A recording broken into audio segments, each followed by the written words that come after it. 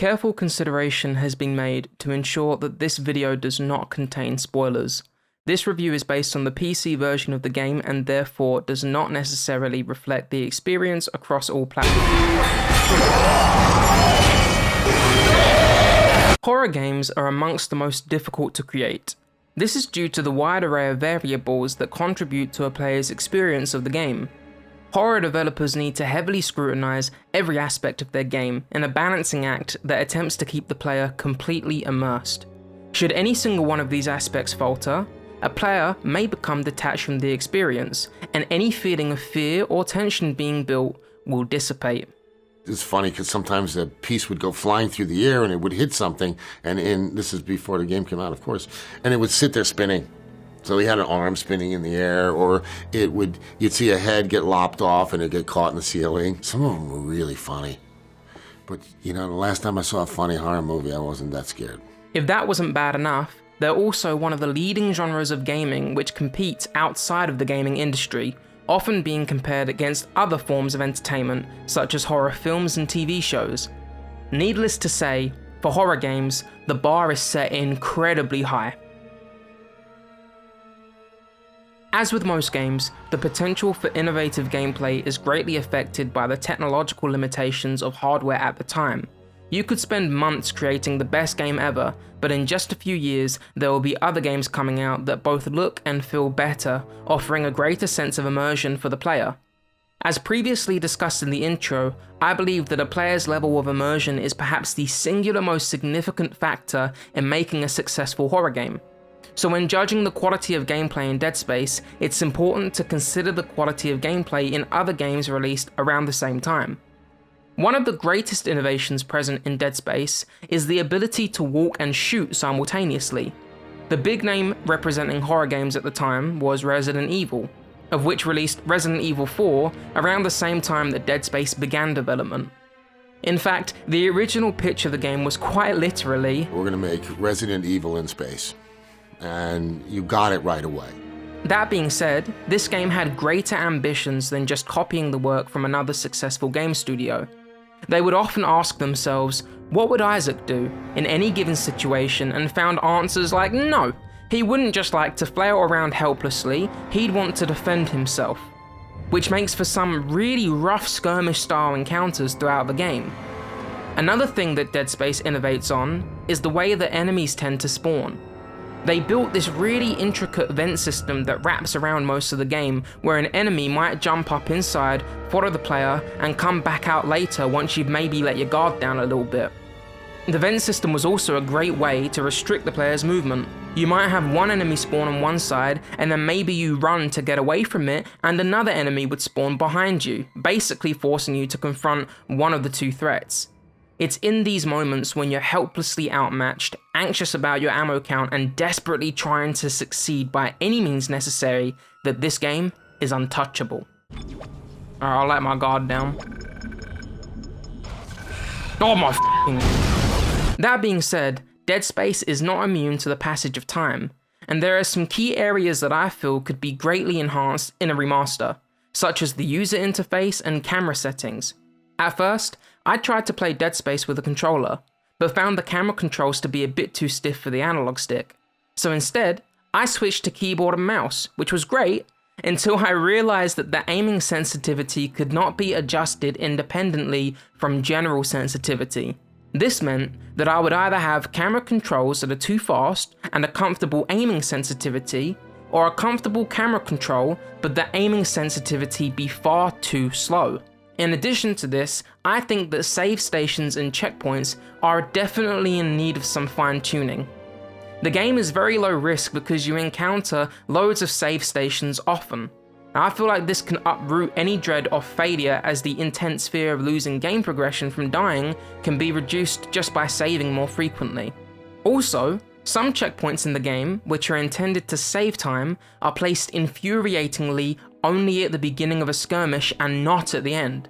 So if you die to something stupid shortly after the fight, you're then forced to defeat the enemies that you've already beat. This can at times be frustrating and definitely broke my immersion at several stages throughout my playthrough. To the game's credit, Dead Space features a nice range of weapons to choose from. However, Due to the rigid upgrade system, as you progress through the game, you're somewhat locked into using one particular weapon or loadout.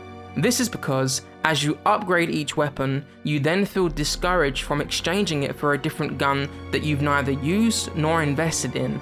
On top of this, you discover new weapons as you progress through the game, but then only find their ammo schematics later on. This means that should you make the choice to try out a new gun once you've unlocked it, you're likely going to be doing it with a very limited ammo supply. While Dead Space certainly has a very unique look and feel, it is unfortunately victim to some of the flaws of game design from a bygone era.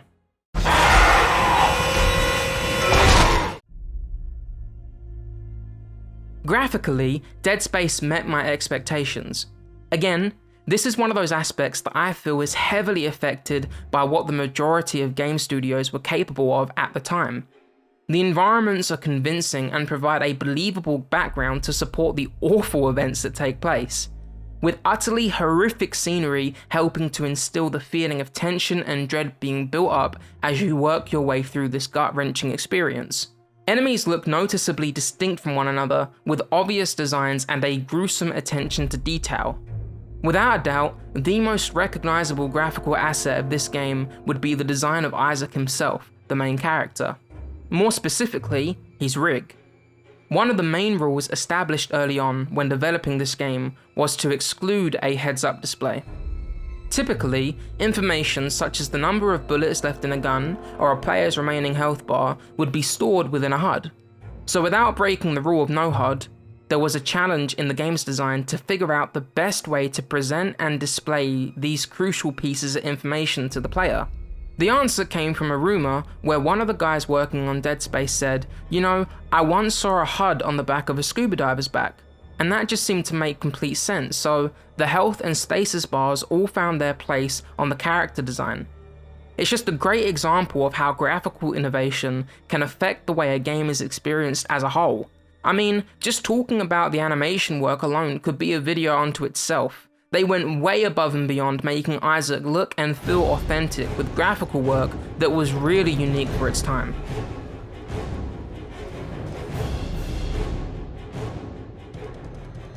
The performance is stable.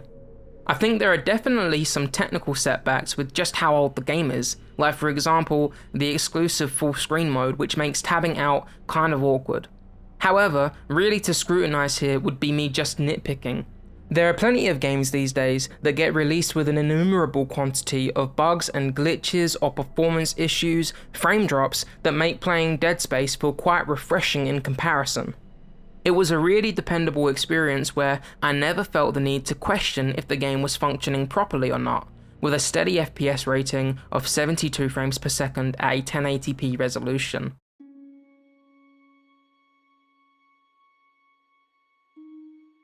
The writing of Dead Space is one of the main areas that I felt needed some more development. There was clearly a heavy consideration for the plot, but like the hundreds of horror films used for its inspiration, to my taste, it was just a bit too predictable. I guess in a horror game, the narrative is less important, and in many ways I'm glad they didn't force too much information on the player at any given time. Most games nowadays fall into that trap of over-explaining things that just aren't important for the overall pacing of the game, which can certainly ruin a player's immersion. For me, the biggest frustration and break in the experience came from Chapter 7.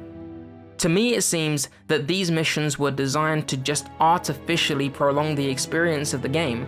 Like, you could take out these missions in the middle, and the story would still make complete sense, as there are no significant events that contribute to the overall narrative of the game in this particular section.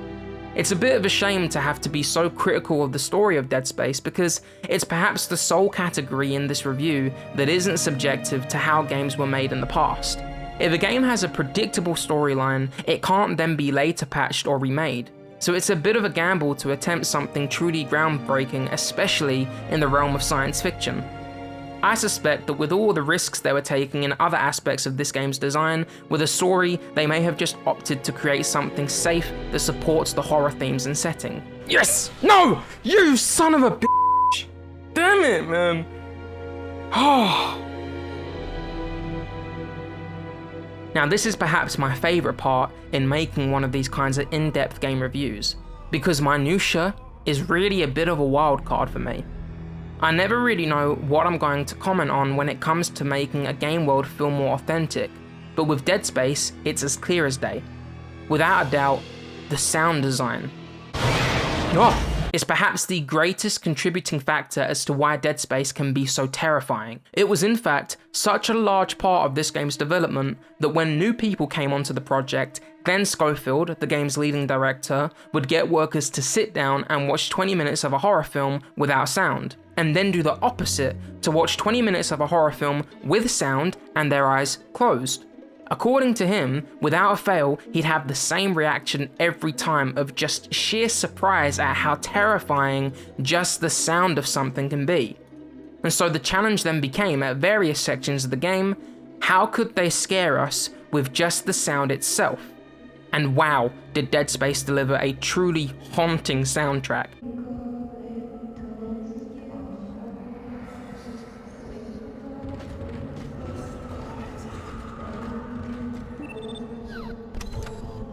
Eerie songs that play in certain rooms, horrendous screeching, the moaning and grunting of enemies behind walls or in the vents that haven't even spawned yet, and just when things start to quieten down, it's not too long until the music uproars once again in something that I can only describe as a symphony of anguish. The sound design alone is enough for them to clear perfect marks in this category, but on top of that, they've thrown in a futuristic shooting range, futuristic basketball court, a cool asteroid shooting part that reminds me of a game that I can't seem to find online, intuitive puzzle designs that force you to think outside of the box. I mean, they really exceeded every expectation I could have had here.